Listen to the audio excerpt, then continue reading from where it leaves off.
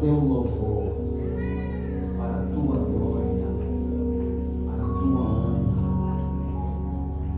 Estabeleceste este dia chamado domingo e esta manhã para te glorificarmos. E temos, Pai, o privilégio de termos o segundo dia, logo no começo do segundo trimestre, estarmos na tua presença, estarmos na tua casa diante de ti. Nesta manhã, Deus, nós queremos ouvir a tua voz. Querido Espírito Santo, és o mestre por excelência, és o ensinador, és o professor, és o paracleto. Toma o teu lugar. Eu te convido a estar aqui para nos ensinar a ser real. Espírito Santo, revela-nos a Cristo, revela-nos ao Pai. Querido Espírito Santo, sem você é um clube social. Sem a tua participação, até pode ser mesmo um cemitério. Mas seja real, torna-te tangível, torna-te apalpável. Não com arrepio, não com calafrio, mas com teu toque suave de ternura, doçura. Leva-nos, Espírito Santo, no teu colo. Carrega-nos, querido Espírito Santo. Dá-nos ouvidos para ouvirmos a palavra.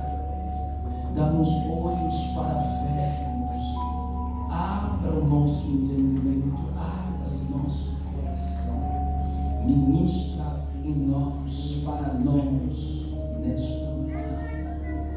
Flua. Leva-nos nas águas fundas, que saiamos na praia da praia, que saiamos da zona de transição. Queremos penetrar, inspiraste a palavra, és o sopro de vida, és a palavra, esta é a palavra que gera vida, esta é a palavra que transforma, esta é a palavra que vivifica, esta é a palavra que cura, esta é a palavra que liberta e transforma. Faça segundo o que te apraz, como tens programado para esta manhã. Aquele que tem que ser curado sem a imposição de mãos do homem, mas com teu mover cura. Aquele que tem que ser liberto, flua, liberta. Aquele que tem que ser restaurado, flua e restaura. Aquele que tem que ser consolado, confortado, querido Espírito Santo, age. Queremos ver a tua glória e no final dizer: valeu a pena ter estado na casa de Deus e na presença de Deus. Muito obrigado, Pai. Nós oramos e te pedimos no nome de Jesus Cristo de Nazaré. Amém. Mais uma vez, palavra.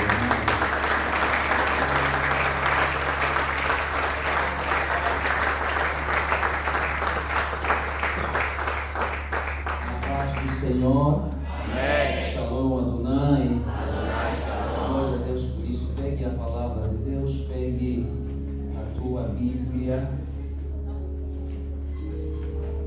É bom estarmos na presença de Deus depois do mês de março, que foi um mês bem carregado, aniversário da igreja, 2 semanas de mulheres, então voltamos logo à nossa rotina diária. Vamos ler a porção da palavra de Deus, Gênesis, primeiro livro da Bíblia, capítulo 37. Eu acho que esse ano só vou pregar em Gênesis. Se você está acompanhando, tirando o primeiro domingo do ano, só vou pregar em Gênesis, a Joaninha. Pelo menos até onde eu preguei. Gênesis. Então vamos ler capítulo 37 e depois vamos no livro de 1 de Samuel, capítulo 16. Primeiro Gênesis 37, vamos ler apenas o versículo 1 e 2 e depois vamos pular o versículo 12 em diante, ok? Quem não trouxe a sua Bíblia pode acompanhar, temos a tela, diz assim a palavra de Deus. E Jacó habitou na terra das peregrinações de seu pai, na terra de Canaã.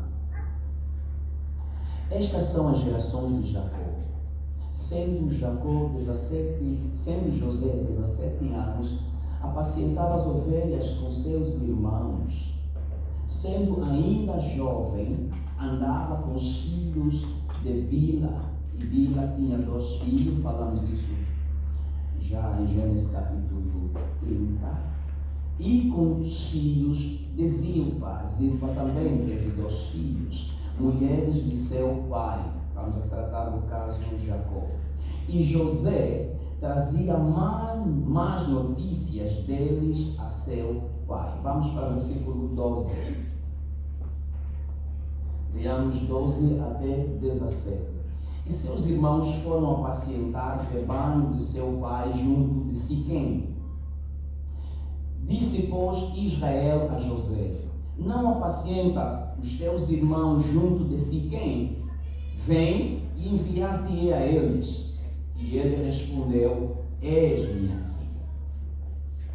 E ele disse: ora vai, vê como estão teus irmãos e como está o rebanho, e traz-me resposta. Olha o que o pai está a dizer. Vai, ora vai, primeiro, vê como estão teus irmãos, segundo, como está o rebanho, e depois traz-me resposta. É importante isso. Assim o enviou do vale de Hebron e foi a Siquém.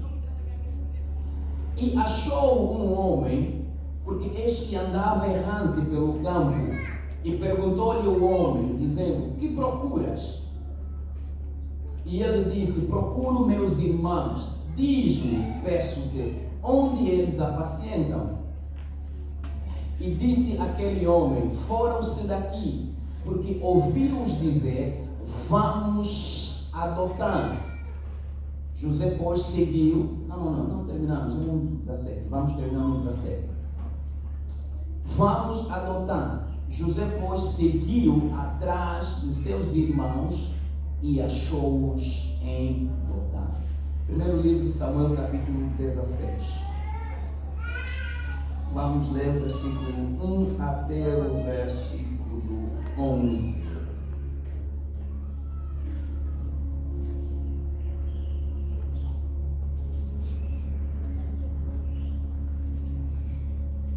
Ok, diz a palavra neste livro. Então disse o Senhor a Samuel: até quando terás dor de Saul, havendo eu rejeitado, para que não reine sobre Israel? Enche um chifre de azeite e vem, enviar-te-ei a Jessé o belemita, porque dentre os seus filhos me tenho provido de um rei. Porém disse Samuel: como irei eu? Pois ouvindo Samuel me matará. Então disse o Senhor: toma uma bezerra das vacas em tuas mãos e diz: vim para sacrificar ao Senhor. E convidarás a Jessé ao sacrifício, e eu te farei saber o que has de fazer, e ungir-me-ás a quem eu te disser. Fez, pois, Samuel o que dissera o Senhor e veio a Belém. Então os cidadãos, os anciãos da cidade saíram ao encontro tremendo e disseram: de paz é a tua vinda? E ele disse: é de paz. Vim sacrificar ao Senhor. Santificai-vos e vinde comigo ao sacrifício. E santificou ele a Jessé e a seus filhos e os convidou ao sacrifício. E sucedeu que, entrando eles, viu a Eliabe e disse: certamente está perante o Senhor o seu ungido. Porém o Senhor disse a Samuel: não atentes para a sua aparência, nem para a grandeza da sua estatura, porque o tenho rejeitado. Porque o Senhor não vê como vê o homem, pois o homem vê o que está adiante, ou diante dos seus olhos. Porém o Senhor olha para o coração. Então chamou Jessé a Abinadab e o fez passar diante de Samuel, o qual disse: nem este tem escolhido o Senhor. Então Jessé fez passar a Samá, porém disse: tampouco a este tem escolhido o Senhor. Assim fez passar Jessé a seus 7 filhos, 7, são 7 que passaram, diante de Samuel. Porém Samuel disse a Jessé: o Senhor não tem escolhido a estes. Número 11, que é o último. Disse mais Samuel a Jessé: acabaram-se os moços e tipo de pai. E disse: ainda falta o menor, que está apacentando as ovelhas. Disse, pois, Samuel a Jessé: manda chamá-lo, porquanto não nos assentaremos até que ele venha aqui. Então não tinham santificado todos os filhos, santificaram os 7. Faltava santificar em um. Então deveria ter escrito: santificaram alguns, ou os 7, porque o que está no campo não foi santificado. E este que não foi santificado é mais santo do que aqueles que foram santificados. Quem puder sentar. É a primeira lição que aprendemos. Glória a Deus. Hoje quero pregar, como é costume, pregar mensagem de série, mas hoje não vou pregar mensagem de série, porque próximo domingo nós temos a Páscoa e próxima semana começamos com a nossa atividade Anastase e vamos falar muito sobre a importância da Páscoa. Então trago uma mensagem que bem até seria em série, mas nós não teremos lá em série. Vamos falar bem breve, apenas neste domingo. Então o tema da mensagem de hoje é a graça de servir e a graça no servir. Duas coisas diferentes. Queremos falar sobre a graça de servir e a graça no servir. Olhando para este tema, vamos compreender que são duas coisas totalmente diferentes. Existe uma graça de servir e existe uma graça ou outra graça no servir. Todos nós, e o tema é falar sobre servir. Quando falo sobre servir, especificamente aqui, não queremos tratar somente em servir na igreja. Entenda servir como trabalhar. Todos nós, todo ser humano na face da terra foi chamado a trabalhar. Posso ouvir amém de alguém? Todos nós fomos chamados a trabalhar. Todos nós fomos chamados a servir. Servir na casa de Deus, trabalhar na casa de Deus, servir lá no teu trabalho secular, no teu dia a dia. Servir alguém, servir a comunidade em que você está inserida, servir o bairro em que você vive. Então nós somos chamados a trabalhar. E quando nós trabalhamos, nós nos alegramos. Dali a razão, aparentemente alguns não foram trabalhar na sexta-feira passada, ficaram em casa para ajudar os que têm ido trabalhar. Não é verdade? Por isso é que você vê no coração do homem a tristeza quando ele é cunanga, como disse alguém. Ser cunanga e desempregado são duas coisas distintas. Uma coisa é você ser cunanga, a outra coisa é ser desempregado. É verdade ou não? Bom, fechei esse parênteses. Você olha para um homem quando ele não trabalha, fica triste, sim ou não?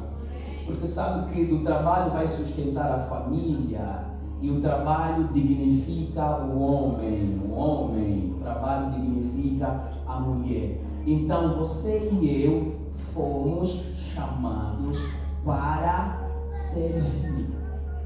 E é neste servir, é neste trabalhar que há uma graça de trabalhar e há uma graça no trabalhar.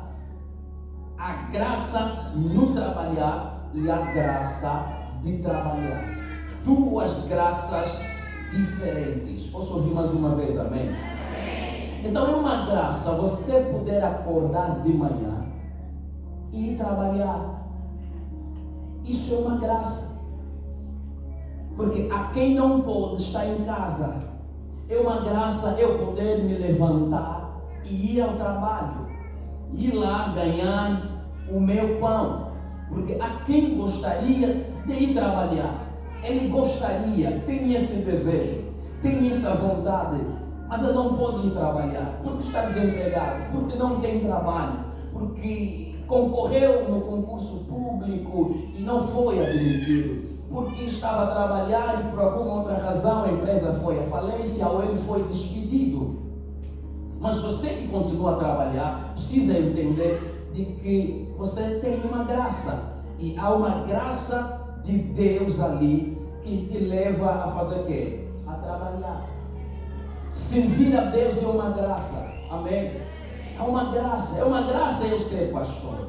Porque há pessoas que estão sentadas aqui a me ouvir, pregam melhor do que eu, têm melhor noção do que eu, mas não podem ser pastor. Então, isto é uma graça particular.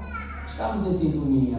Então, quando você está a servir, quando você está a trabalhar, precisa ter consciência de que há uma graça que te leva a trabalhar.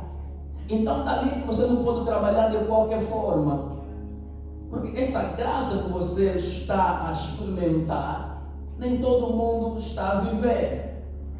Infelizmente, nós não sabemos tirar o bom proveito da graça que temos em servir alguém, em servir o outro, em servir a Deus, em prestar serviço à nossa sociedade, à nossa comunidade. Daí o nosso país é o que é, porque quem está à frente não sabe tirar proveito desta graça para servir. Nós que pela misericórdia de Deus, pela misericórdia que tivemos a oportunidade de andar um pouco noutros mundos, conseguimos ver os outros como trabalham, os outros como servem. Ele está servindo o seu país, está servindo a sua comunidade. Nós não, nós servimos o nosso bolso.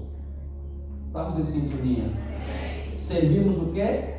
O nosso bolso.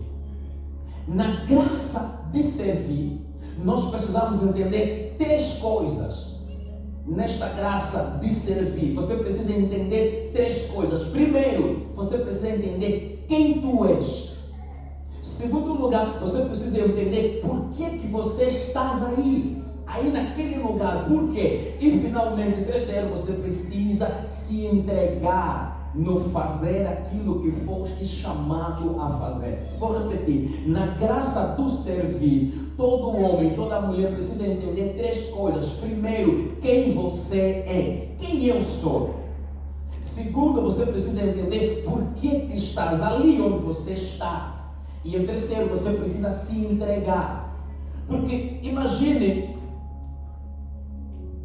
há pessoas que são melhor do que você e eu, que desempenhariam melhor a função, fariam melhor o trabalho, mas não estão lá a fazer. Você concorre para um concurso, sei lá, público, você se candidata para uma vaga, passa para um teste e a graça de Deus te leva naquela posição a trabalhar. E às vezes você não foi o melhor, mas foi simplesmente que a graça que te levou a estar ali. Então eu preciso entender quem eu sou. Eu sei e conheço as minhas capacidades, as minhas limitações. E eu preciso entender por que eu estou nesta posição, por que eu estou neste lugar. E tirando referência minha, por que eu estou aqui a pastorear, a pregar? É graça. Porque alguém poderia pregar aqui. Então, quando eu estiver que pregar, eu tenho que dar no duro, pregar o melhor sermão possível e pregar como se hoje fosse o meu último sermão. Porque poderei não ter mais essa oportunidade, essa graça para pregar amanhã. E terceiro, eu preciso me entregar no fazer o que eu fui chamado a fazer. Quer dizer que para preparar um sermão, não basta abrir a Bíblia.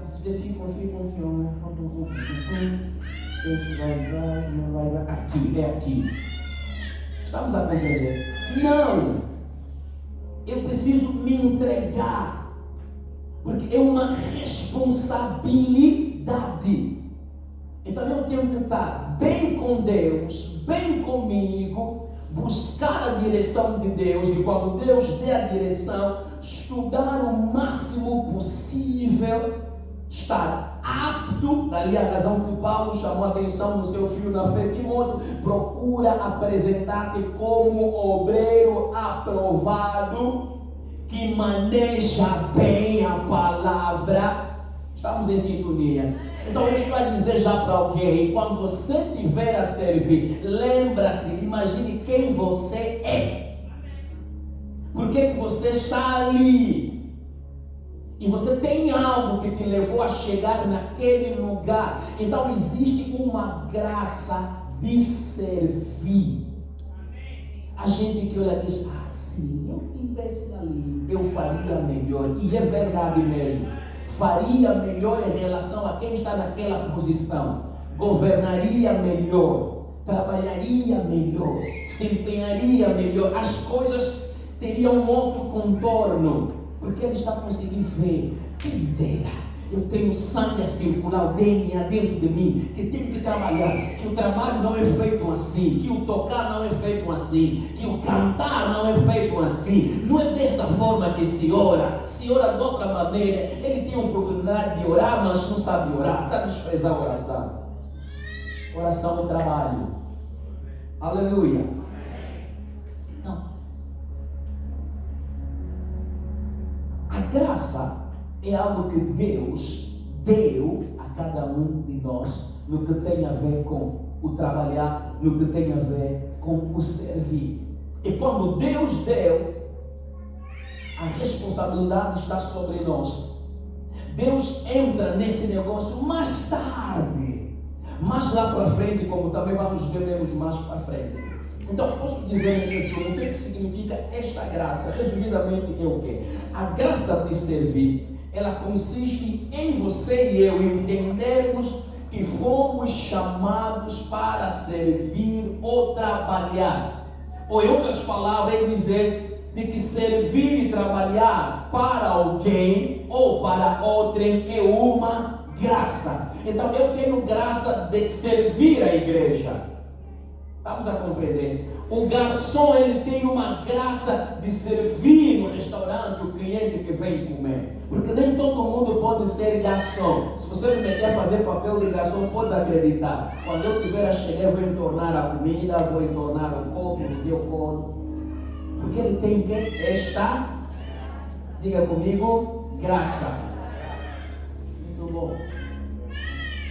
Quando olhamos esse texto, nós vamos encontrar algo que nos chama a atenção.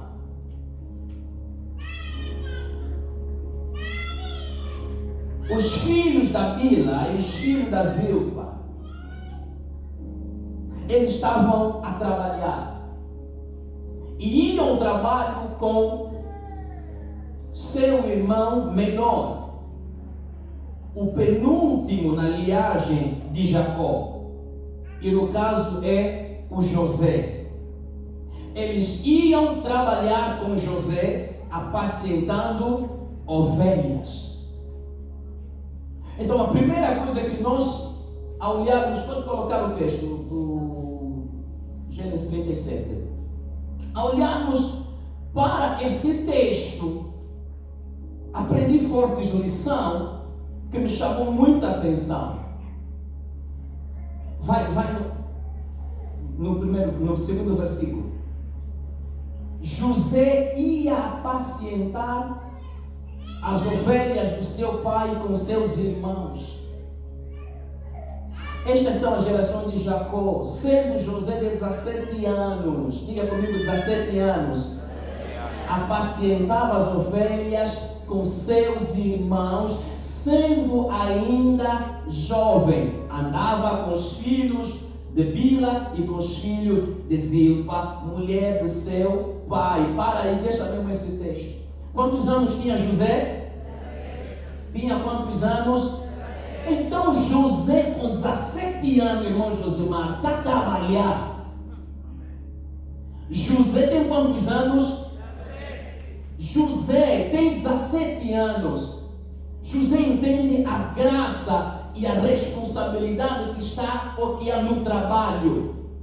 Você tem mais de 17 anos e não quer trabalhar? Que isso? Tem gente parasita na igreja. Tem gente que quer que Deus faça tudo para eles. Nós temos que aprender a trabalhar. José tem quantos anos? 17. Está a apacentar as ovelhas. José, com 17 anos, está a fazer o quê? Está a trabalhar. Meu irmão, você tem quantos anos? Sabe por que você não está saindo da casa do pai? Sabe por que você não está crescendo, não está desenvolvendo? Porque você não quer trabalhar.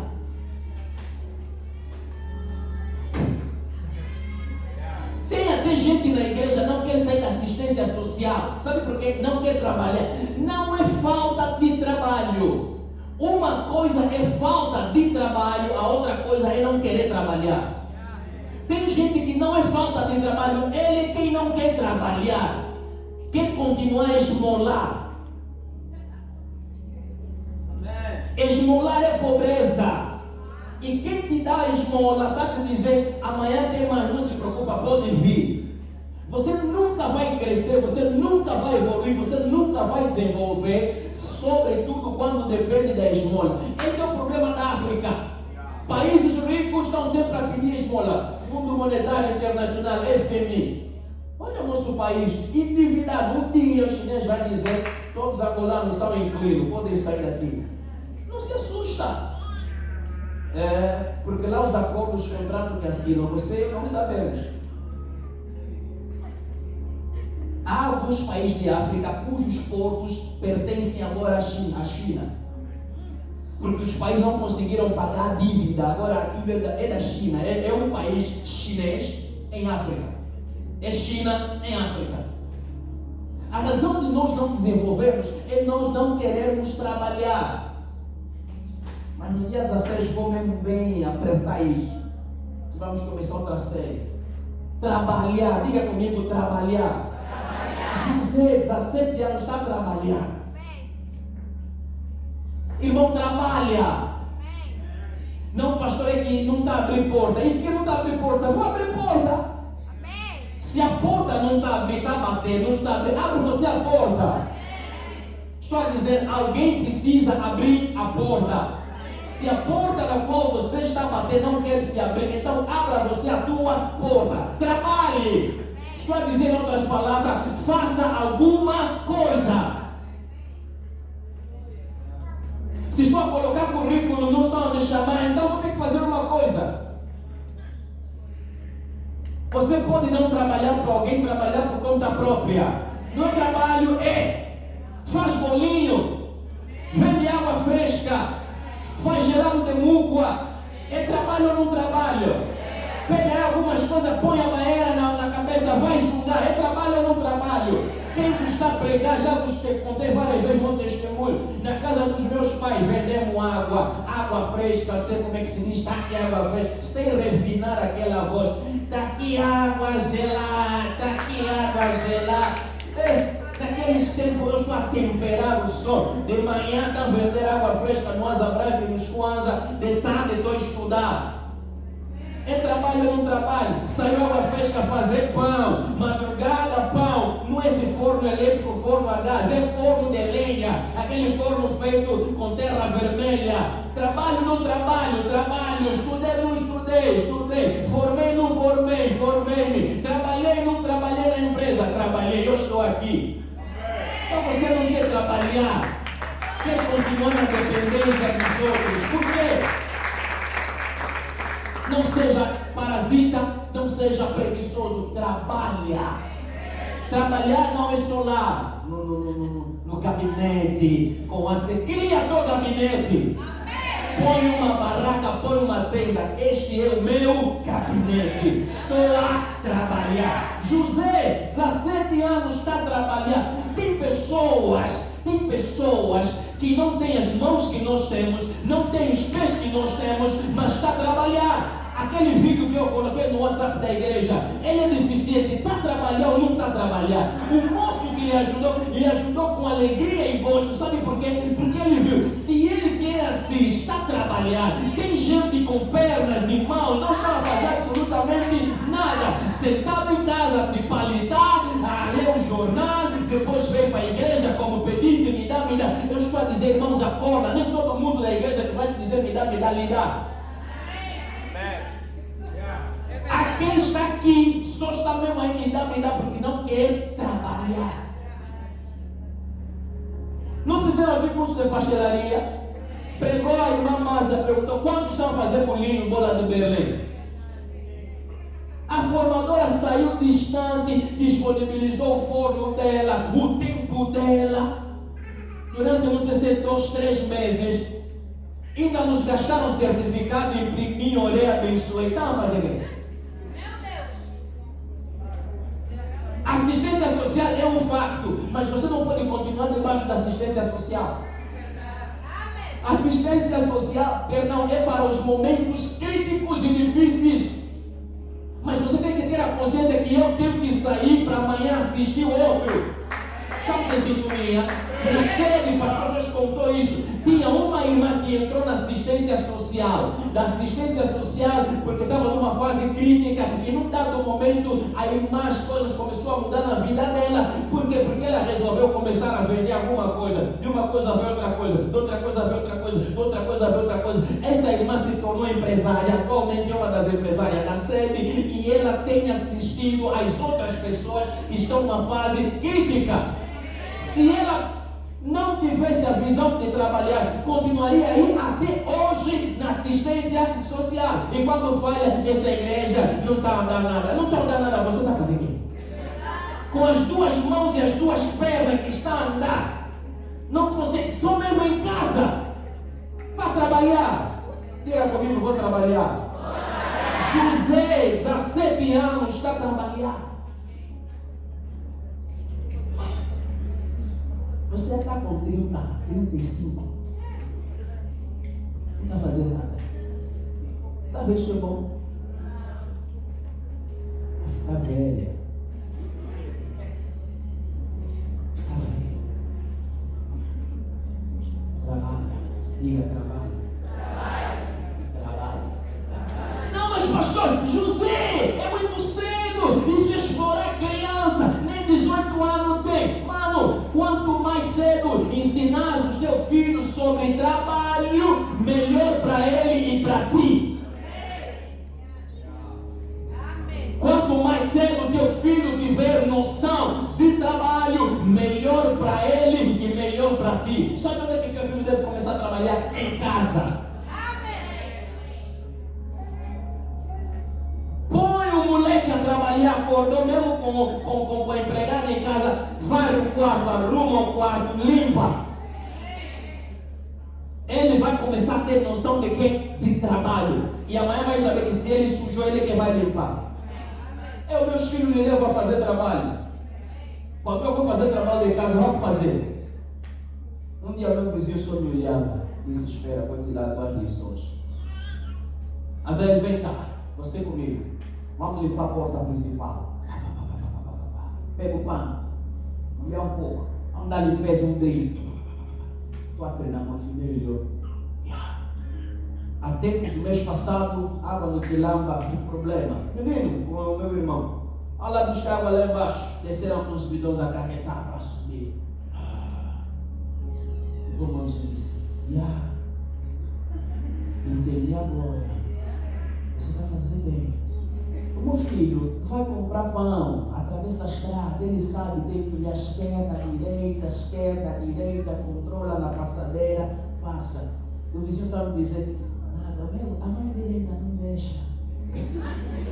O meu filho é mais velho do que o meu filho, a mãe dele não deixa. Mas aquele é parasita. O meu conhece o caminho, ele sabe, vai lá, ele sabe que tem que lhe dar troco, quanto é. A hora dele preparar é agora. E aí depois eu tive acesso a um vídeo que na Suécia, na escola, já pegam os moleques, os adolescentes, eles fecham numa casa, eles ensinam a cozinhar, começam, depois que lhe mandei, ele viu e disse, tinhas razão. Quanto mais cedo teu filho aprender a trabalhar, vai ser melhor para ele, porque você vai lhe ensinar valores da vida. Estamos a compreender? Então José estava aqui a trabalhar. Atribua a ele responsabilidade. O que Jacó fez aqui é exatamente isso a José. 17 anos já estamos a atribuir que responsabilidade, tem que entender, é nisso que se forma o homem. Diga comigo, é assim que se forma o homem. Por isso é que mulheres estão a encontrar um homem parasita, está a lhe perguntar, você faz o quê? Eu faço tudo. Mana, se eu vir um homem que faz tudo, desiste. Ele pode entender de tudo um pouco, mas ele tem que ter uma especialidade. Ele pelo menos deve dizer, não, a minha área é aqui. Eu mesmo na eletricidade, eu me formei, mas também posso pintar. Qual é o homem aqui que não pinta? Todos nós aqui somos pintores. Qual é o homem aqui que não é pedreiro? Todos nós somos pedreiros. Qual é o angolano que não é eletricista? Todos nós. Porque fomos criados em pais problemas de eletricidade, puxa aqui, puxa ali. E nos você não é especialista, mas pelo menos você consegue mudar o fio, apertar o fio, colocar lá para pegar chave de fenda, apertar o parafuso. Mas há homem, nem chave de fenda, nem busca a cola, sabe se acende.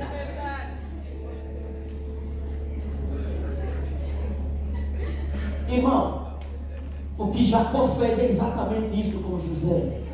Atribuir a José responsabilidades, ensinar José o valor, o peso que há onde? No trabalho. Mas aqui vai outra lição. Mano, mana, não explore o teu filho. Diga comigo, não explore.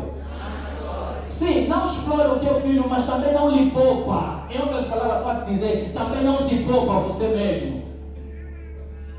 Haja um balanço, haja um equilíbrio. Não vou lhe poupar, mas também não vou explorar. Porque tem pais e mães que exploram o filho. Ele está em casa sentado, manda o filho o quê? Pedir esmola. E já estabelece o valor. Você, se não chegar a 10 mil, não vem aqui em casa.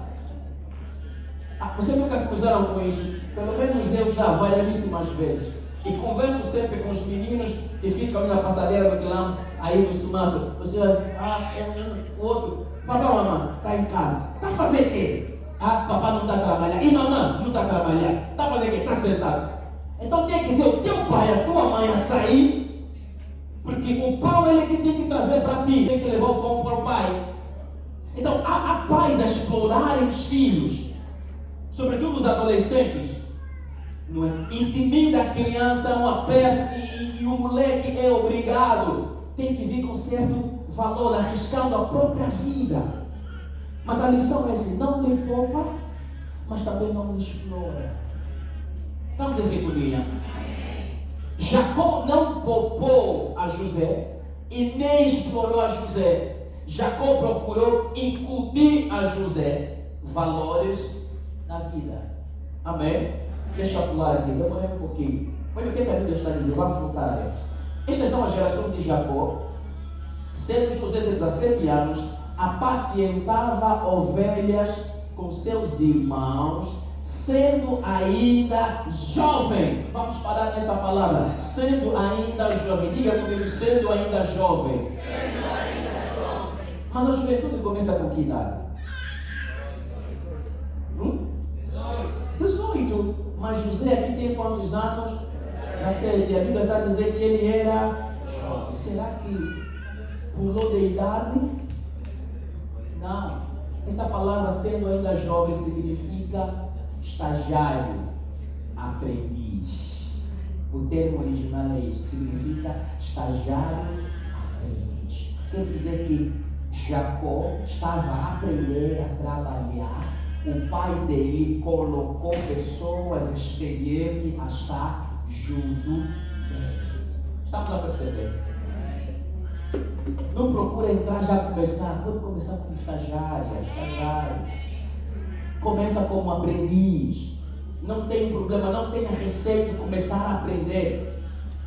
Não, eu não sei cozinhar, ela é muito boa de cozinhar. E a minha praia, o meu sonho é me tornar boa cozinheira. Então aprende com quem já conhece. Aprende com quem já tem caminhada. Até nós que pregamos, aprendemos com quem já tem. E eu todo momento, todos os dias, assisto os outros a pregar, leio outros livros, vejo outros e também tento me assistir e me ouvir.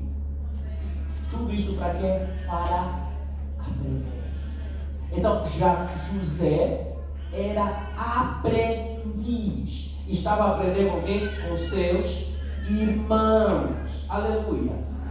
E nesse mesmo texto agora, a Bíblia vai nos mostrar um conflito. Aí surge um conflito. Qual é o conflito? Ele, sendo ainda jovem, andava com os filhos de Bila e com os filhos de Zilpa, mulher do seu pai. Até aí está tudo bem.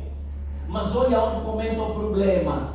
E José trazia más notícias deles a seu pai.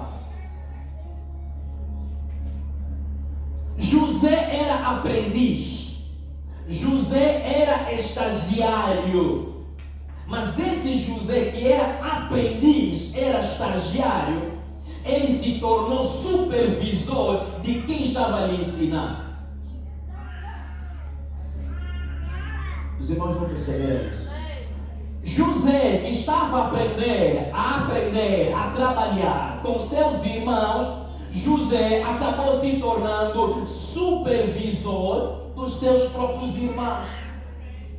São os irmãos que deveriam supervisionar o trabalho de José. Mas agora o texto está nos revelando que é José que está a supervisionar o trabalho dos irmãos. Era suposto os irmãos a levarem notícia de José a Jacó, dizendo: pai, o menino, sim senhor, está a aprender muito bem, o menino está a se comportar, está a se empenhar. Mas agora o que nós estamos a ver é algo totalmente oposto. É o José que está a supervisionar os irmãos, é José que está a levar a notícia aos seus pais de como, ao seu pai, de como está a decorrer o trabalho. E a notícia não era absolutamente boa notícia. Quero dizer que José é ele quem deveria aprender com seus manos. Agora nós estamos a ver uma inversão. Parece que os manos é quem estão a aprender com quem? Com José. Por que José tornou-se supervisor dos seus irmãos?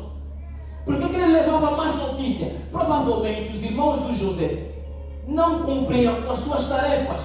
Provavelmente os irmãos de José eram desleixados. Não faziam aquilo que eles deveriam ter feito. E o menino está a observar e está a ver: não é assim que se faz. Eu acho que o humano deveria fazer desta maneira. Então, como ele não tinha voz diante deles, sendo o menor, então vou reportar ao pai: papá, os manos não estão fazendo o trabalho como deveriam ter feito. Papá, os manos não estão a fazer como o pai recomendou. E isso lhe trouxe problema. E isso lhe trouxe conflito com seus irmãos.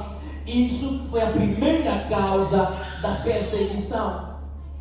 Sabe qual é a lição que nós podemos aprender aqui? Por que José estava a levar a má fama dos seus irmãos a seu pai? É que José tinha a mente trabalhadora, enquanto seus irmãos tinham mente de preguiçosos. E você vai encontrar esse paradoxo. Normalmente, quem trabalha detesta quem não trabalha. Em outras palavras, no local de serviço, aquele que é bom trabalhador detesta quem é preguiçoso. E quem não trabalha, quem é preguiçoso, detesta aqueles que trabalham. Não, vou explicar bem. Vou explicar, até aqui na igreja, vou explicar. Normalmente, quem trabalha detesta quem não trabalha ou quem é preguiçoso. Estamos aqui numa repartição de trabalho. Se tivermos a trabalhar em grupo, aqueles que estão a trabalhar vão odiar, vão detestar o irmão preguiçoso, o colega preguiçoso. E por sinal, o colega preguiçoso tem sempre a tendência de detestar os colegas que trabalham. Por quê? Porque na mente do preguiçoso, quem está a trabalhar quer se mostrar, quer se achar que ele é quem trabalha. Não estou a me achar eu que trabalho. Saí da minha casa para trabalhar. Não saí da minha casa para meter conversa de como foi a noite, como foi o final de semana. Hora de trabalho é trabalho, hora de conversa é conversa. Saibamos separar as águas. Por isso é que tem momento para tudo. Tem momento para você conversar, mas também tem momento para quê? Para você trabalhar. A razão de muitos conflitos no lugar de serviço tem a ver com isso.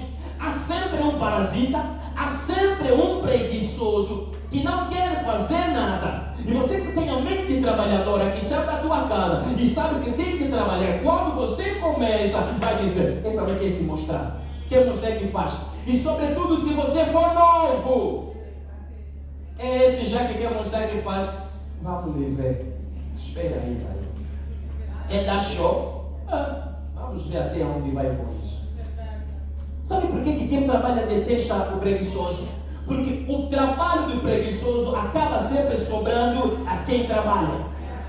Daí a razão do fracasso, a empresa não evolui, não progride, não prospera. Porque se nós estamos a trabalhar em grupo, as tarefas estão distribuídas, é uma equipe. A tua falha, o teu fracasso, a tua preguiça vai levar o grupo a fracassar.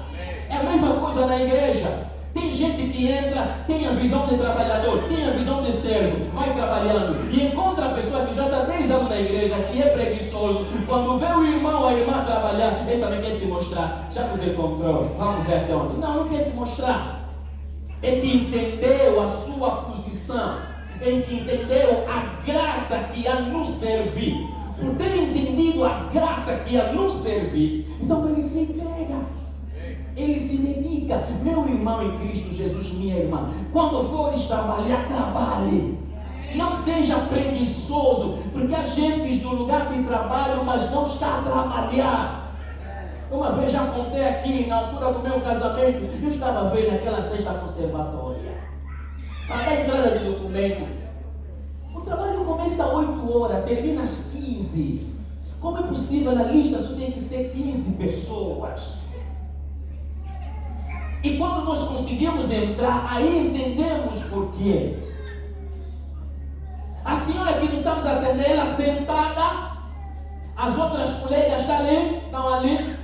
Ela pergunta, qual é o nome? Mas o nome está ali. Já está lá os documentos, bilhete de identidade, já está lá o atestado de residência. Está aí com ela. Qual é o nome? Manuel Panzo. Ontem à noite, eu lhe fiz oferta. Ele para me ligar, eu não abri aqui. E mostrei. Hoje ele vai ver. Está conversando com a colega. Hoje ele vai ver. E aí, até ela está ali em novela. Olha, ontem até, eu não vi essa parte. A senhora estava na sala, acabei por apanhar sono. A outra disse, não! Assim mesmo, depois ela vai me matar. Porque cada um dele, nós estamos sentados. Vamos falar, já passaram 15 minutos. Aí voltou. O nome até quem? Manuel Panzo. Meteu o Manuel. Olha, falar. Eu não gostei daquele meu marido fez. Sabe? Quebrei o dinheiro, mas não está me dando dinheiro. Mas aí quando vem aquele irmão dele, ele acelerou. Manuel quer? Manuel Panzo. Irmãos, Deus está me ouvindo. Nós fizemos 45 minutos numa questão que deveria ter sido feita em menos de 10 minutos. Foi ali que eu entendi a razão de colocarem apenas lista de 15 pessoas, fazer as pessoas acordarem 4 horas para vir aí na bicha. E quando você não pode, tem que pagar uma gasolina no segurança, porque operativo, todos os operativos dos hospitais viraram médicos. O cooperativo te trava, você não entra. Esse é o problema. Preguiça. Puxa a conversa aqui, puxa ali, volta aqui, volta ali, o tempo está aí, e depois no final eu fui trabalhar. Assina também livro de ponto. E recebe também salário. E quem está fazendo o salário dele sou eu e você. Dos teus, meus impostos. Do pagamento dos emolumentos. Como é? Emolumento, exato. É que estamos a fazer o salário dele e dela. Você sabe a razão que o nosso país é o que é? Então isso acaba sempre gerando o quê? Conflito. Um dia que a polícia Nazaré nos contou, ela trabalha no SNF, tem uma determinada posição. E aí, os inferiores, chefe, não tem sistema. Pessoas estão a vir tratar passaporte até, chefe, porque não há sistema, porque computador. Ela parou e eu, mas você mesmo sai da tua casa, veio trabalhar. Não tem sistema, colega, você já está aqui mais de 5 anos, conhece. Não tem escola, desliga o computador e volta a ligar. Está lento, desliga, reinicia. E quando vai reiniciar, a coisa começou a funcionar. Tudo é que? Preguiça. Não quer fazer nada, mas quer no final do mês receber dinheiro. A este vai dizer que chefe não presta. O bom chefe é aquele que não vai por cima. O bom chefe é aquele que não supervisiona. Daí o nosso maior problema. Sem supervisão nós não fazemos nada. Tudo em nós tem que haver supervisor. Para quê? Não preciso de supervisor, porque eu já tenho consciência e mentalidade trabalhadora. Qual é a minha tarefa? É isso, é aquilo, então eu faço. E ponto final. Por que alguém tem que me supervisionar? E nós só somos bons de trabalhar quando a chefe aí. Quando o chefe não está aí como naquela casa, papai e mamãe foram. Criança pula, o sofá faz o que lhe apraz. Mas quando o pai vem, todo mundo. É assim. Por isso, não, chefe não está aí. Quando não está aí. Não. Durante a minha carreira profissional, trabalhei numa empresa que não precisava de supervisor. Tinha supervisor. Supervisor para o trabalho, mas não para supervisionar a pessoa. Ninguém iria tu atrás, faz, não faz. Se você vai entrar 7, pode entrar 7. Se você vai entrar às 8, pode entrar às 8. Se você vai entrar às 9, pode entrar às 9. Não tem problema. Cumpra só com a sua tarefa. Porque diariamente nós tínhamos o Toolbox Meeting, aquele encontro em que as tarefas já estão bem distribuídas. Você já sabe o que você tem que atingir até o final do dia. Ninguém precisa te supervisionar. Mas, se quiserem saber o que você faz, é bem simples. Como? É simples. É só entrar no computador, ela dá todos os detalhes. A que hora que você entrou, o que você fez, não fez. Como você fez, não fez. Todos nós sabemos isso, sabemos chegar lá. Mas ninguém precisava disso. E graças a Deus não tinha esse picar. Não, dado biométrico, não tem. Pega o teu badge, o teu passe, põe, passa da porta, entra à vontade. Ninguém te controla. Mas o controle é produtividade. Você precisa de produzir. Agora, nós, sem supervisão, nós não trabalhamos. Estamos a perceber? Não basta trabalhar. Se você perguntar muito, a gente está falando que Deus nos abençoa com o trabalho, mas não basta trabalhar, não basta servir, até mesmo na igreja. Você tem que servir bem. Daquela vez que o pastor Pombo Bishop falando isso, servir, todo mundo pode servir, diácono.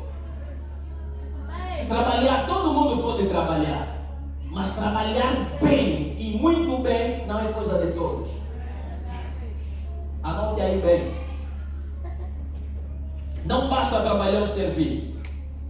Tem que trabalhar e servir bem. Ou seja, se não for para fazer bem feito, é melhor não fazer. Se não for para fazer bem feito, meu irmão, convém não fazer. Tudo que nós fizermos para outros, tudo que nós fizermos para Deus, tem que ter o carimbo da excelência. A excelência é sinônimo do trabalho perfeito e bem feito. Sobretudo quando é para fazer para o Senhor e para a casa do Senhor. Eu tenho que servir muito bem, eu tenho que servir com excelência. E depois vamos ver a graça sobre isso. Mano, coloca aí Jeremias 48, 10.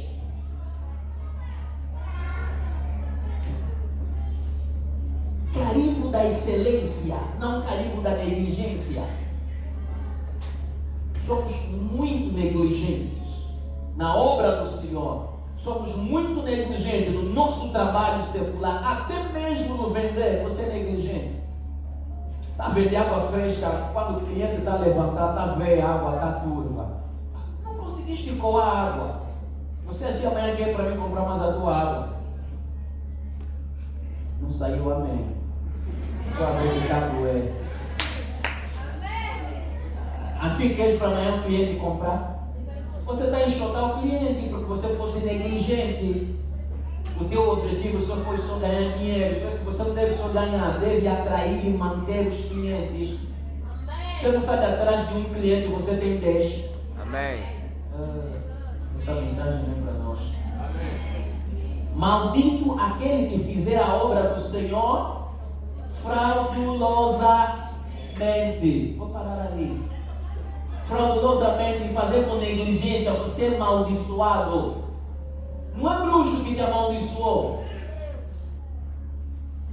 Muitos de nós somos malditos, não tem a ver com feiticeiro.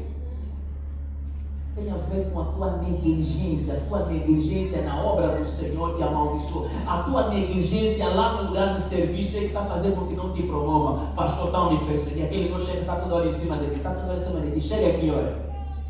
Ah, ainda bem, glória a Deus. O bicho que o povo deu naquela vez exemplo, né? Só porque o pastor é chefe, está chegando 9 horas. Não sabe que pastor. Mano, separa as águas. Sou teu pastor na igreja. No lugar de serviço, sou teu chefe. Daí a razão que não está vindo promoção. Porque não, meu chefe está me. Teu chefe não está te perseguir. É que você assinou um contrato que a entrada é 8 horas e a saída é 17. Como é que você quer sair às 15? Você está no privado, você não está na função pública que sai 15h30. Não é isso? 15h30, certo? Você quer sair 15h30. Já chegou 9h30 e quer sair 15h30. É uma graça você estar lá. A quem gostaria de ter estado lá? Estão a me perseguir? Não, você é maldito. Hoje vamos mostrar algumas maldições que não são quebradas com oração. Sai, eu quebro todo tipo de maldição. Todo tipo? Não é todo tipo. A maldição não se quebra na oração. Se quebra em ser leal, diligente. Se quebra em ser responsável no que você faz. Seja responsável onde você trabalha, a maldição vai sair automaticamente. Seja responsável aqui em servir Deus, aqui no cenáculo. O culto começa às 8 e o cooperador tem que estar 7h30. Quem não está vindo aqui? O pastor está demonstrando. 7h30, o cooperador não chegou, maldito.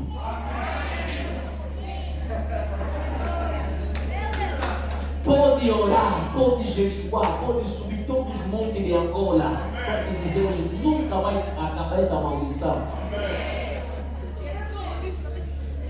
Aqui na igreja. É mesmo misericórdia. Então, esse meu misericórdia é dizer, Deus, a partir de agora, sobretudo aos domingos, essa maldição não é de oração, é de pontualidade, é de responsabilidade. Maldito aquele que serve ao Senhor de forma fraudulenta.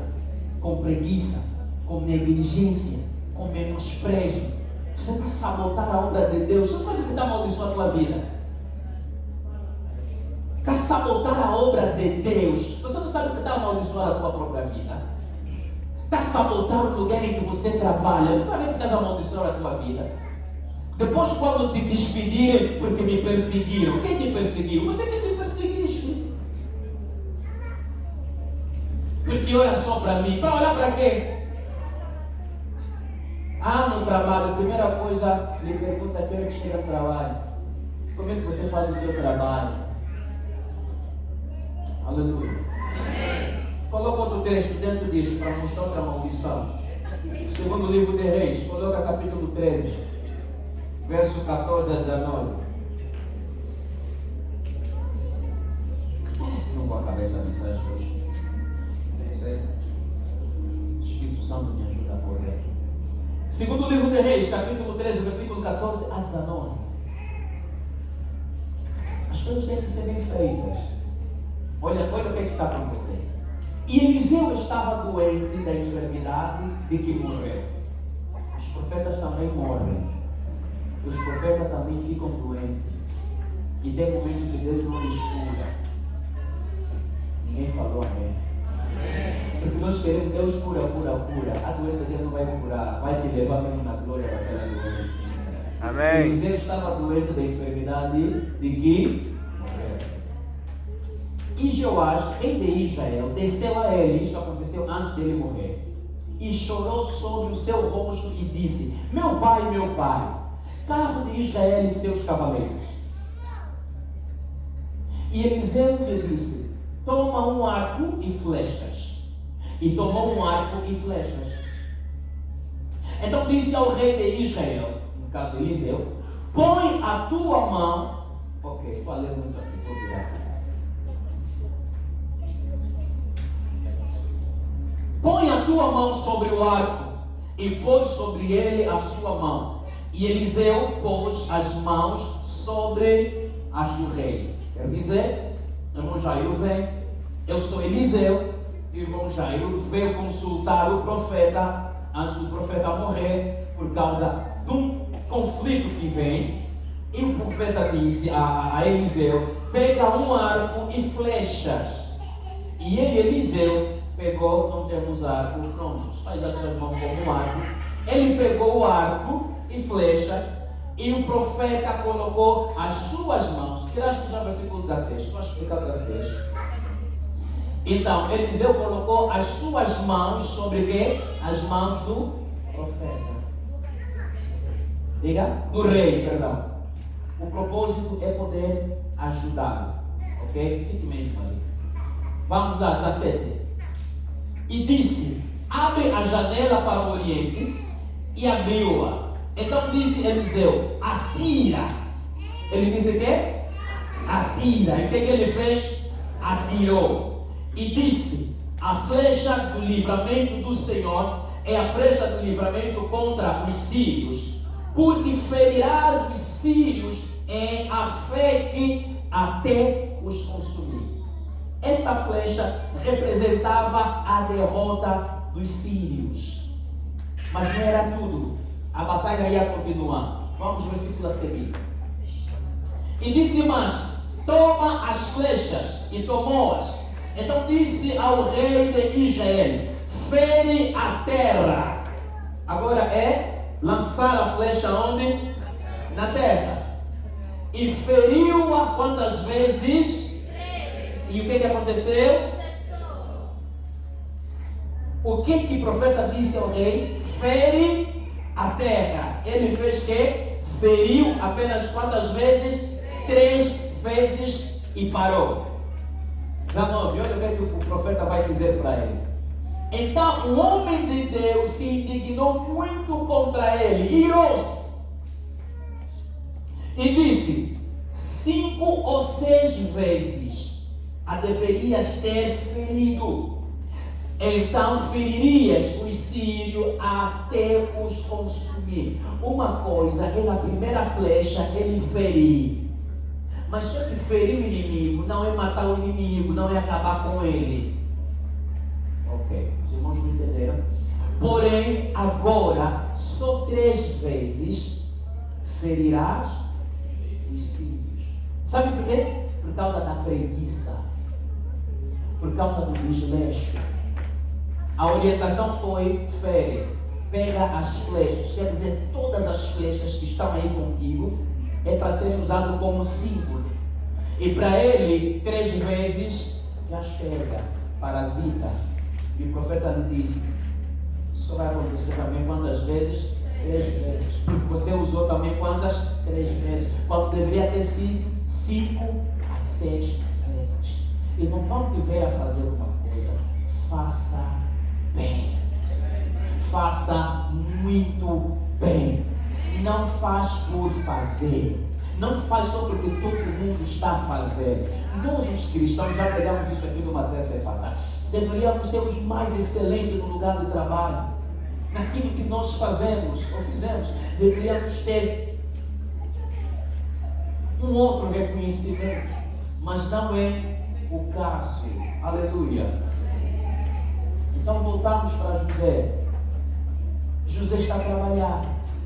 E os irmãos são preguiçosos. E aí há esse conflito. E há conflito por quê? Por quê? Porque nós precisamos entender uma coisa. Existem pessoas que são vistas a trabalharem. E há pessoas que trabalham para serem vistas e conhecidas.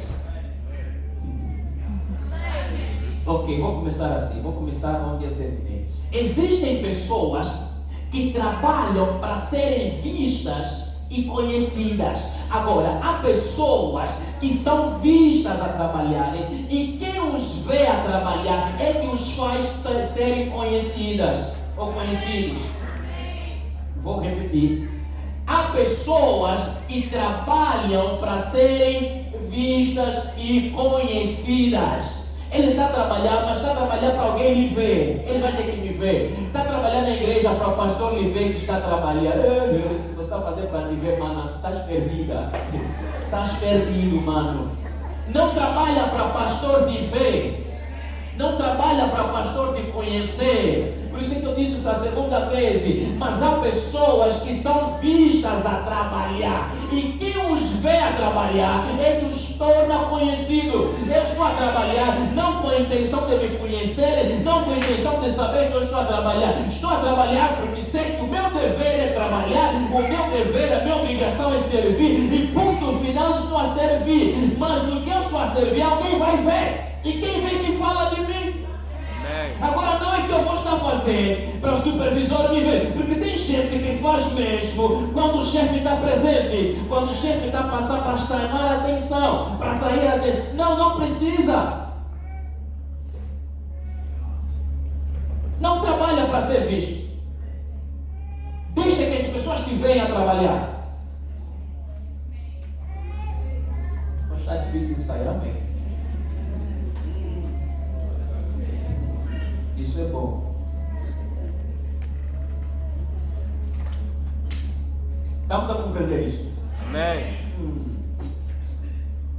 Esse moço não estava a trabalhar para ser visto. Mas ele não é o único que começou a trabalhar muito cedo. O texto de 1 Reis que nós temos, Davi também começou a trabalhar cedo. Quando seus irmãos deveriam estar a trabalhar, não estão a trabalhar. Estão em casa a se palitar. Quando chega Samuel para ungir o rei, estão lá 7 filhos que passaram e Deus rejeita todos. E o profeta Samuel pergunta a Jessé: já não tem ninguém? Ele está dizendo: olha, tem o mais moço, o menor de todos, para apacentar as ovelhas. Isso me perturbou, me fez confusão. Pai, como é possível? Pai e mãe estão em casa, os mais velhos estão em casa, o caçula, o menor, está lá a apacentar as ovelhas, quando deveria ter sido os mais velhos a apacentarem as ovelhas e o irmão caçula para ligar os dentes em casa.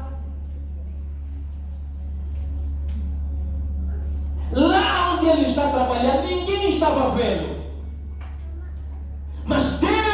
o céu e a terra, estava a ver um menino a trabalhar.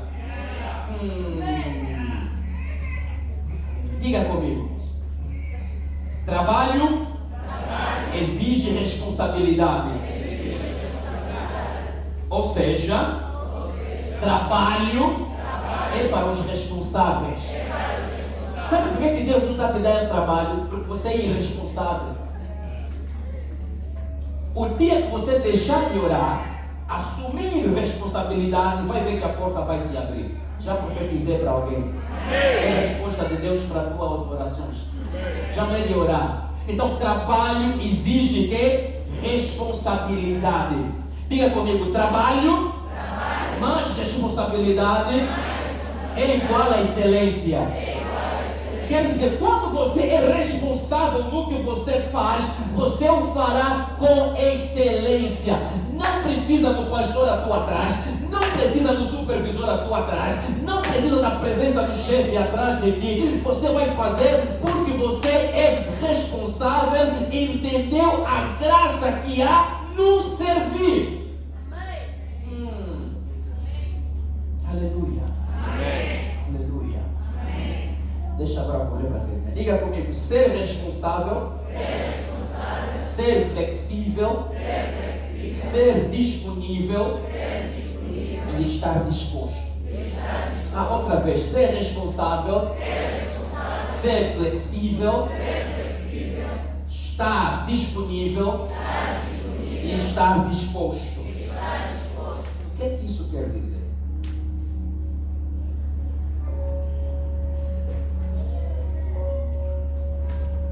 É possível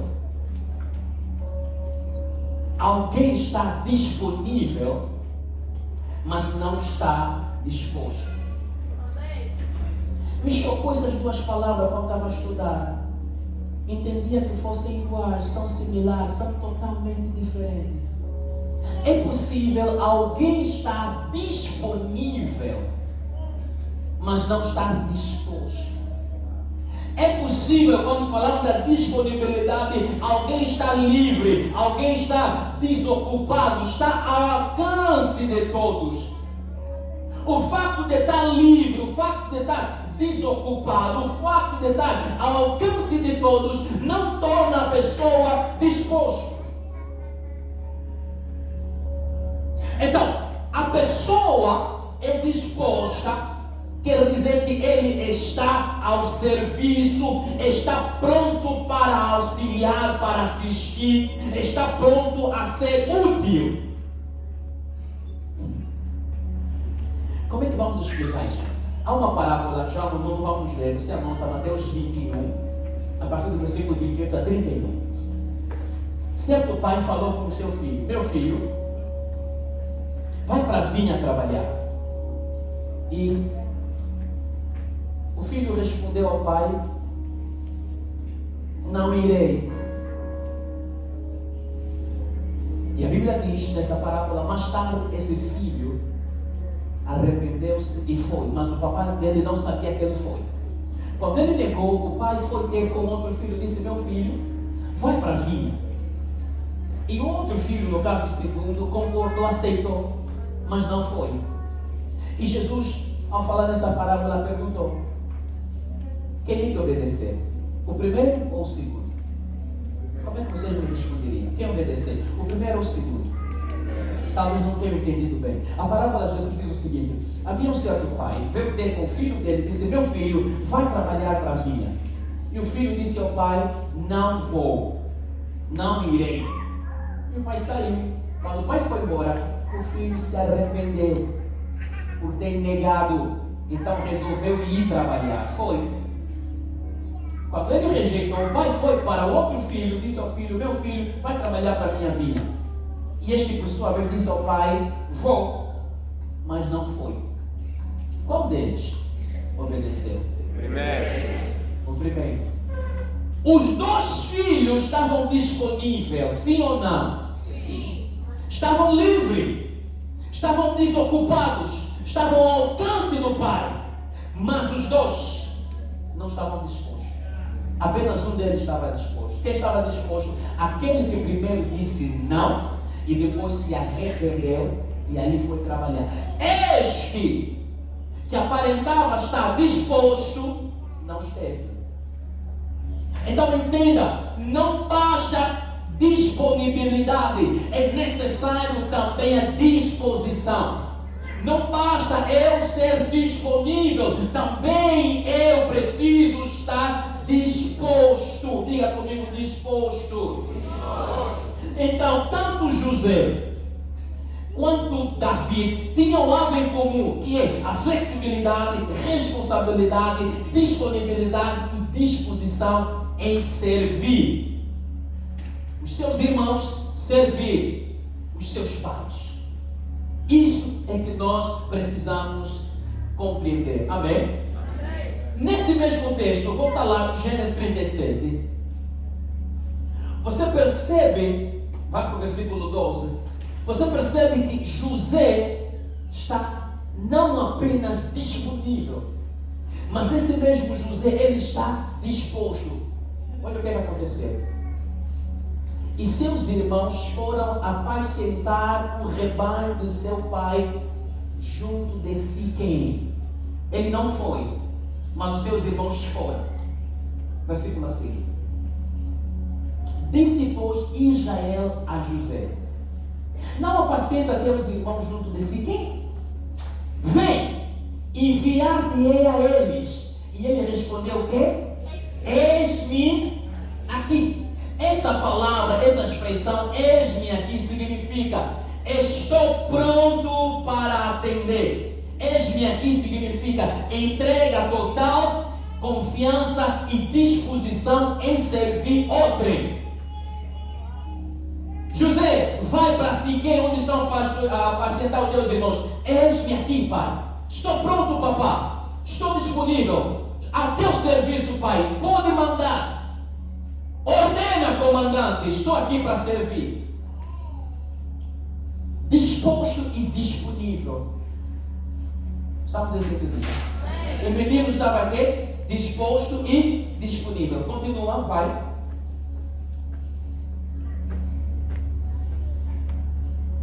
Ok. Aqui no versículo 15, o que está acontecendo? José foi. Quando ele chegou em Siquém, a Bíblia está dizendo, e achou um homem, porque este andava errante pelo campo, e perguntou ao homem, dizendo: que procuras? E ele disse: procuro meus irmãos. Diz-me, peço-te, onde eles apacentam. Vamos.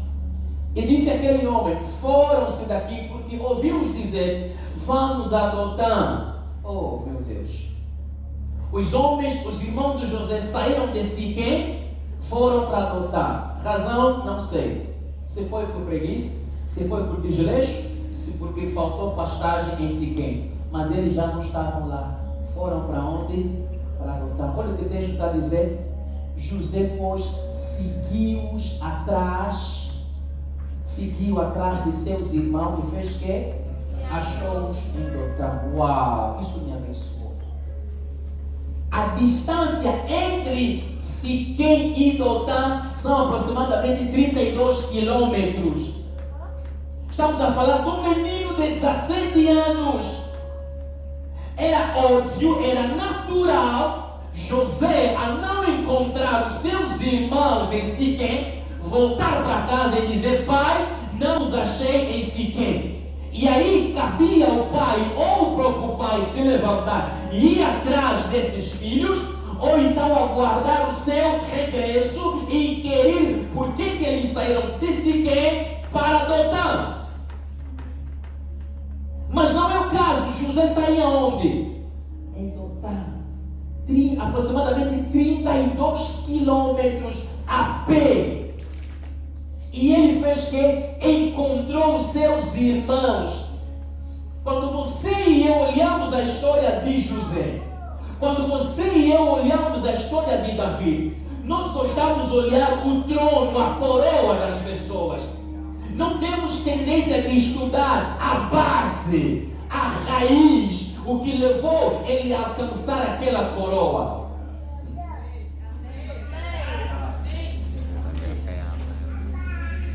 Estou a terminar. Aleluia? Vai terminar. A responsabilidade em José começou desde o momento que ele era estagiário, aprendiz com seus irmãos. Você não vê no texto José a reclamar. Você não lê o texto e vê Davi a reclamar. E falando de Davi, por favor, vamos lá para a 1 de Samuel. Corre comigo para a 1 de Samuel. Vamos lá, depois vamos voltar aqui e terminar bem rapidinho mesmo.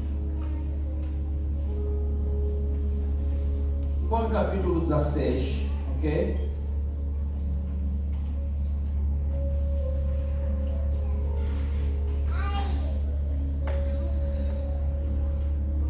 Põe o capítulo 16. Vá para o versículo 19.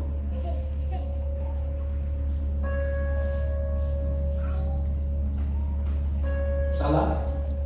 E Saul enviou mensageiro a Jessé dizendo: envia-me Davi teu filho, o que está com quem?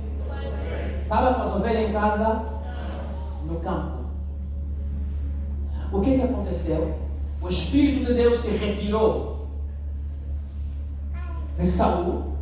Agora os demônios se apossaram de Saul e disseram a Saul: a única forma dele ser livre tem que chamar um tangedor.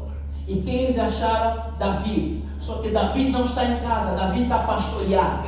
E disseram a Jessé: só ele pode tocar. E disseram a Saul. E Saul mandou um mensageiro para terem com Jessé, dizendo: envia-me a Davi do teu filho que está onde? Apacentar as ovelhas. Vai para o versículo 22. Então Saul mandou dizer a Jessé: deixa estar a Davi perante mim, pois achou graça em meus olhos. Os degraus da graça de Davi começou aí. Começou aonde? No servir no campo. Quando Davi veio junto do rei Saul, Saul disse: não. Ele tem que ficar aqui. Mas Davi, da vida dele, não começou ali no palácio, nem na casa dos pais. Começou aonde? No campo. Vai para capítulo 17, rapidinho, já vamos terminar. Vai para o versículo 12.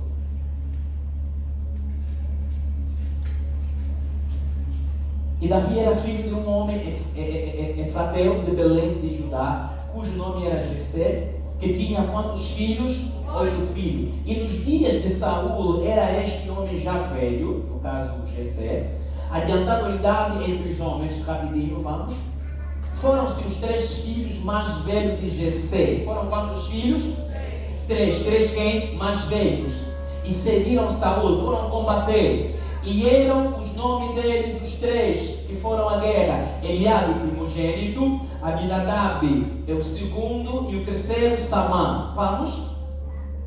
E Davi era o menor, e os 3 maiores seguiram a Saul em guerra. Continua, versículo 15. Davi, porém, ia e voltava de Saul para apacentar as ovelhas de seu pai em Belém. Meu Deus! Davi, mesmo estando no palácio real, ele ia apacentar as ovelhas e ele voltava. Amém. Cultura de trabalho, mentalidade trabalhista. Alguém que assumiu a responsabilidade, porque ele sabe, deixando as ovelhas com os mais velhos não estão com nada, só sabem palidar os dentes, não sabem fazer nada. 17, versículo 17.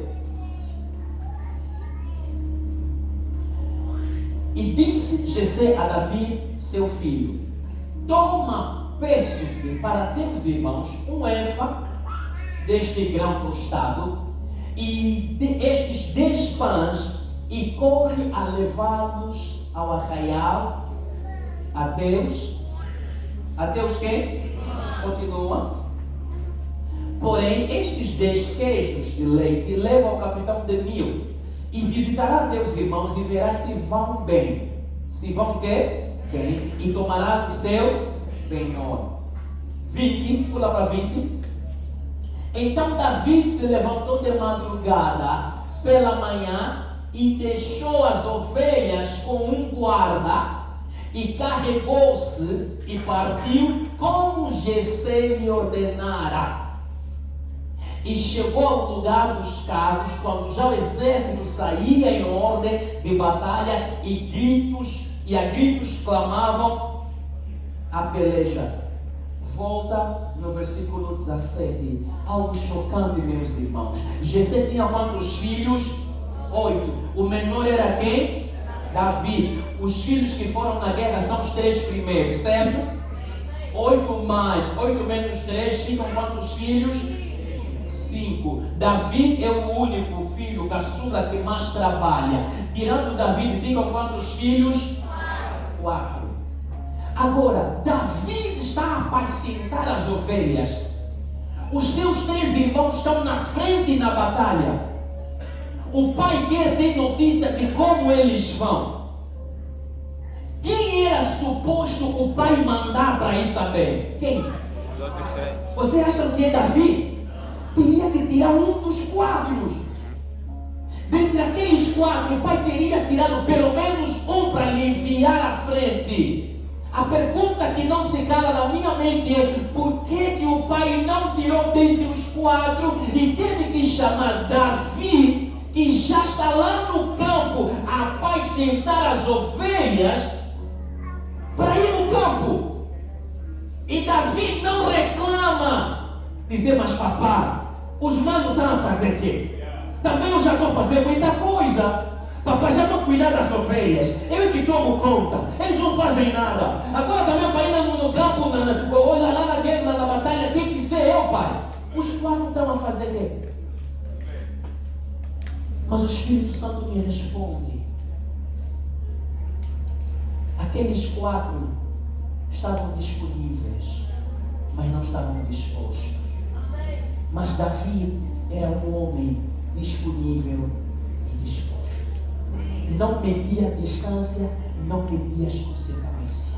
Sempre que fosse necessário para marcar um passo, Davi fazia. E este Davi, quando vai à guerra para ver os seus irmãos no campo, ele não abandona as ovelhas, deixa as ovelhas sob o cuidado de um guarda. Era natural ele voltar para casa e dizer: papá, então já que é assim, manda um dos manos para vir aqui no campo cuidar das ovelhas, enquanto eu vou ver como vão os irmãos. Irmão, aprenda a não reclamar, aprenda a não murmurar quando você é mandado constantemente. É porque quem te manda, quem te dá a tarefa, conseguiu perceber a tua disponibilidade e a tua disposição. Eu não posso me envolver, enviar aqui na igreja, sobretudo, alguém que está disponível, porque eu consigo lhe ver, mas não está disposto a servir. O meu foco, a minha energia, o meu esforço vai ser naquele que está disponível e disposto. O restante ficam. E uma vez o pastor Jorge disse isso na sede, na igreja, 10% faz o trabalho dos 90%. Por quê? Porque 10% estão disponíveis e dispostos. E a bem verdade, quem está disponível e disposto, não é que Deus lhe deu 48 horas por dia. Todos nós temos 24 horas por dia. É que Ele, nos seus 24 horas por dia que tem, conseguiu se disponibilizar para fazer alguma coisa. Até mesmo lá no trabalho secular. Não é que o colega tenha mais tempo, mas é que ele entendeu o seu papel, porque está ali. Podem lhe mandar, não reclama, não murmura, está sempre ali, porque sabe que o seu papel é quê? É trabalho. Sem te mandam só tirar cópia, não me trabalho nem tirar cópia. Não me contrataram de mandar tirar cópia. Estás livre. E você vai encontrar chefes de abuso, vai te fazer isso, para te testar. Estamos a compreender? Estamos em sintonia disso. Então, estes dois moços, esses dois meninos, ensinam-me grandes lições. Eles estavam dispostos, estavam disponíveis. Antes de concluir, vou te dizer: quando você está disponível e disposto, não se importa com ninguém, ok? Todo o trabalho que nós fazemos nos bastidores, teremos sempre recompensa no público. Todo o trabalho que nós fazemos nos bastidores, ninguém está a me ver. Na verdade, o homem nenhum está a me ver. Mas Deus, Criador do céu e da terra, lá no céu está a me ver. Como estou a fazer e o que eu estou a fazer. Então, não importa se não há aplauso, se não há encorajamento, mas uma coisa eu sei: o que eu estou fazendo nos bastidores, o supervisor não está a ver. O chefe não está a ver, ninguém está a ver para falar bem de mim, mas o meu Deus, que me colocou lá naquele lugar de serviço, no céu, Ele está vendo como eu estou a trabalhar, Ele está vendo a que horas é que eu chego no serviço, Ele está vendo a que horas é que eu largo o trabalho, Ele está vendo o meu coração, com que coração eu estou a servir. A bem verdade, meus amados irmãos, vou terminar, vou dizer: o trabalho começa não nas mãos, ela começa na mente e no coração. O servir não é coisa de mãos, o servir é coisa do coração e da mente. Quando você tem uma mente de servo, um coração de servo, essas mãos com facilidade vão se mover, esses pés com facilidade vão se mover. Mas quando alguém não tem a mente do servo, não tem o coração de servo, você vai empurrar com a barriga. Dali todo momento fala, nada está acontecendo. Fala, nada está acontecendo. Aleluia. Amém. Vou terminar agora. Se coloque bem para isso aqui.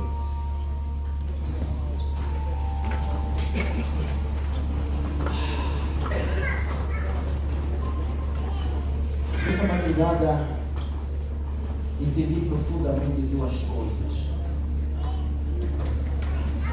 Por isso é que quando nós estamos a ler a Bíblia, quando nós abrimos a Bíblia, você pode abrir a Bíblia, mas nem sempre a Bíblia está aberta para ti. Ok? Vou explicar. A minha Bíblia está aberta, certo? Eu abri. Quem abriu? Fui eu. Mas o fato de eu abrir a Bíblia não significa que a Bíblia está aberta para mim. Alguém entendeu? Ok, então não explico. Se todo mundo entendeu, diga. Eu sei até quem disse que entendeu na Bíblia, entendeu mesmo? O fato de nós abrirmos a Bíblia não implica que a Bíblia está aberta para nós.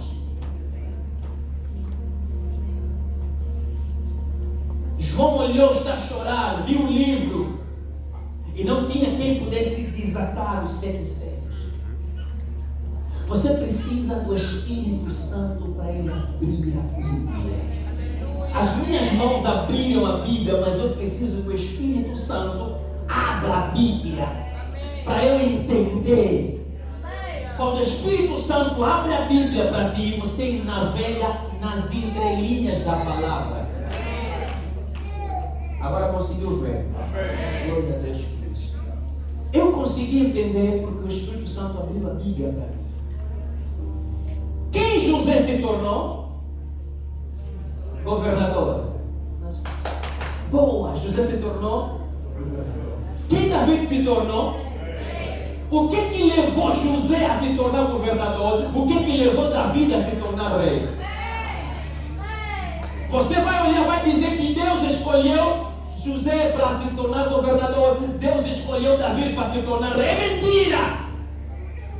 Deus olhou no coração de José responsabilidade, disponibilidade e disposição. Deus olhou para o coração de Davi e encontrou nesse moço a disponibilidade, a disposição, porque os irmãos estão em casa, 7 irmãos em casa, e o caçula é quem está lá a servir. Deus disse: esse é quem eu achei como servo.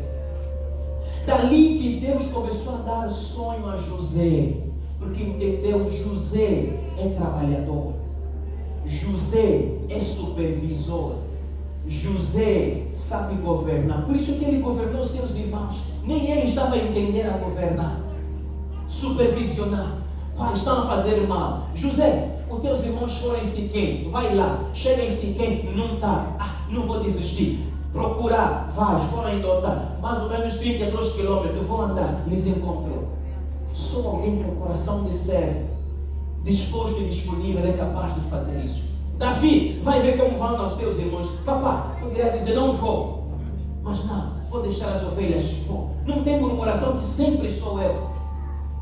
A este Deus entendeu. E aqui onde eu estou a falar agora, a graça nos servir. A graça vai te alcançar no servir. Você e eu recebemos a graça de servir. Agora, a graça no servir, ela vai nos alcançar servindo. Quando você estiver a servir, quando você estiver a trabalhar, então a graça no trabalhar e no servir vai te alcançar. Essa graça que alcançou José. José está a servir, a graça lhe alcançou. Por isso é que na casa do Potifar, José era diferente. Foi para a prisão, José era diferente. E a diferença se tornou o segundo homem do Egito. Davi, a graça lhe alcançou no servir. Porque nós servimos um Deus trabalhador. Diga comigo, servimos um Deus trabalhador. Jesus Cristo disse, o meu Pai trabalha até agora, e eu também. Irmão, Jesus não está ao lado direito do pai de feira, de piquenique. Jesus está a trabalhar. E Ele continua a trabalhar. Deus até hoje trabalha. Temos aquela canção, um Deus que trabalha por aqueles que nele, não é aqueles que esperam assim. Não, aqueles que esperam trabalhando. E Deus trabalha aqui por eles. Aleluia. A graça no serviço alcança quem está, quem é responsável, flexível, disponível, disposto. A promoção, o cargo de chefia, a subida de salário só alcança quem serve e serve bem. Quem trabalha e trabalha bem.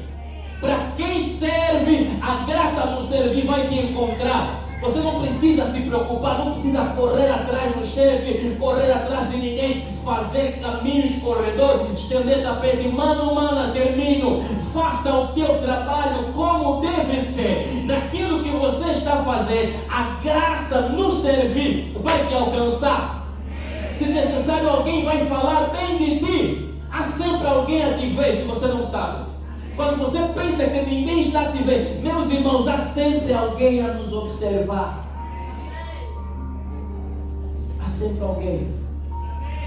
Às vezes não é preciso orar mais pela promoção. Às vezes nós não precisamos orar para o aumento salarial. Às vezes nós não precisamos orar para êxito, para sucesso, para prosperidade. Estou a dizer, às vezes não precisamos. Dispensa isso. O que tiver a fazer, faça bem. Está a vender, o que está a vender, lava bem os produtos. Sabe por que as pessoas vão comprar no supermercado? A diferença do supermercado de 30 ou do cantinho, qual é a diferença?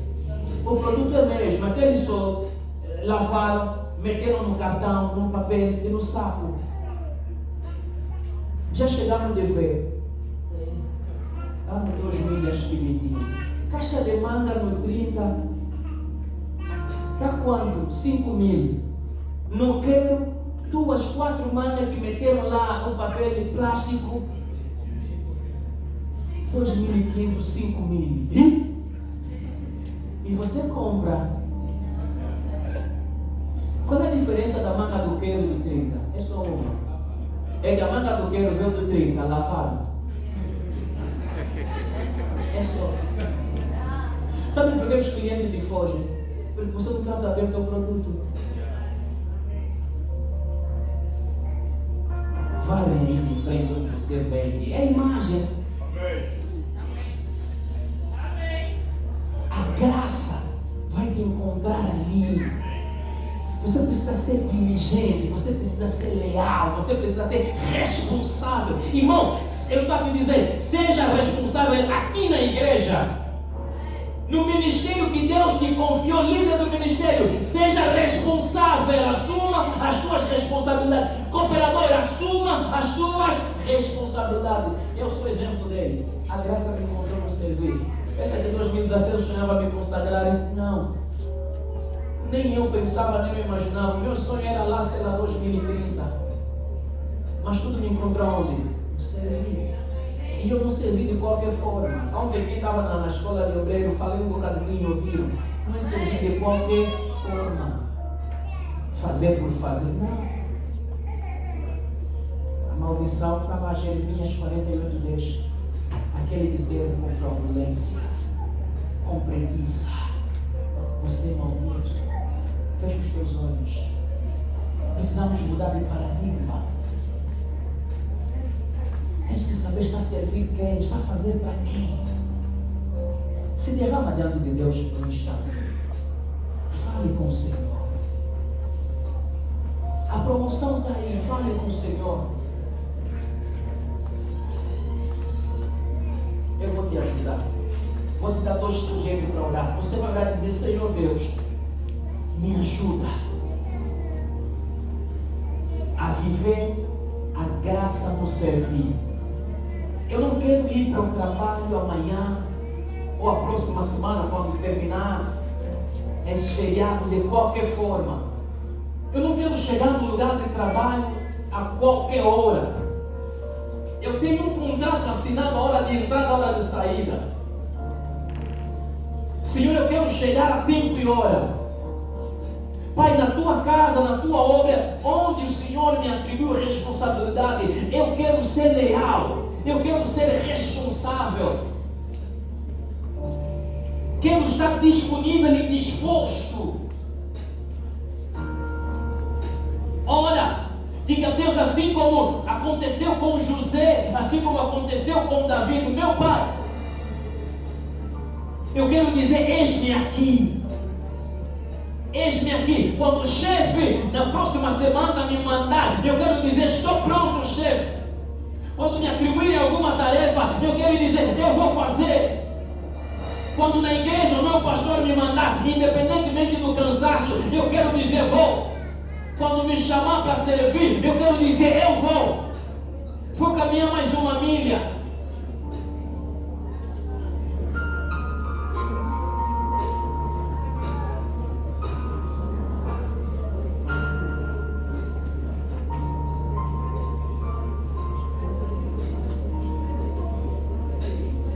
Senhor Deus, nos ajuda. Senhor Deus, nos ajuda. Conheces como nós temos sido. Ei, Pai, nos ajuda a sermos flexíveis. Ajuda-nos, Deus. Que haja em nós flexibilidade em tudo. Haja em nós responsabilidade. Haja em nós disponibilidade. E haja em nós, Pai, a disposição. Esta que José teve. Esta que Davi, por sua vez, teve. Pai, para ti eu quero ser flexível. Quando me disser, entra no trabalho, eu entro. Quando me disser, jejua, independentemente da minha agenda, eu quero ser flexível, Deus. Eu quero ser responsável das tarefas que você me atribuíste, Pai. Eu não quero te servir de qualquer forma, chegar na igreja a qualquer momento, a qualquer maneira. Senhor, estou a me deleitar. Disponibilidade, disposição para caminhar contigo. Meu Deus, ainda que homem não me aplauda, ainda que homem não me vê, sei que tu lá no céu estás a ver. E sei que Deus, o trono, a promoção, o sucesso, a viagem, vai alguma coisa boa me aguarda. O meu foco não é a promoção, o meu foco não é o nome, o meu foco é serviço e o resto vai acontecer. Que o Espírito Santo nos ajuda.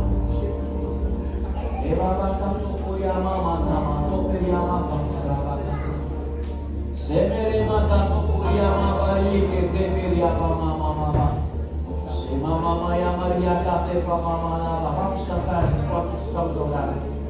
Yahweh se manifestará. Marca chopro na cata pra mama, mas se